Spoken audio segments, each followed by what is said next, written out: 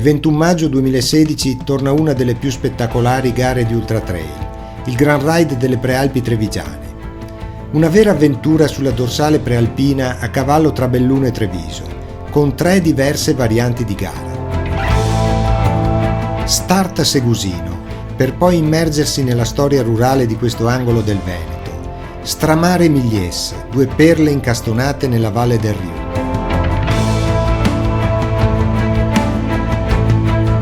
E poi via, la prima sferzata alle gambe verso le vette arrotondate del Monte Zogo e del Cesena. I pascoli tra Mariecche e Posa Puner sono un dolce saliscendi, giusto per tirare il fiato, e intanto davanti a noi la meta è ancora distante. Malga Canidi, passo di Praderadego, ed è già l'ora dei 1400 del Col de Moi.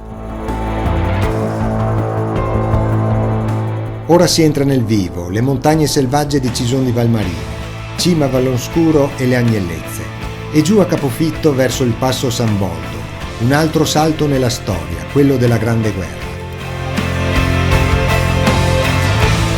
Monte Cimone, Pian delle Femmine, Monte Pezza, Forcella Zoppei, tutto è pronto per lo strappo più duro, la salita al Col Visentin, 1763 metri di spettacolo a 360 gradi.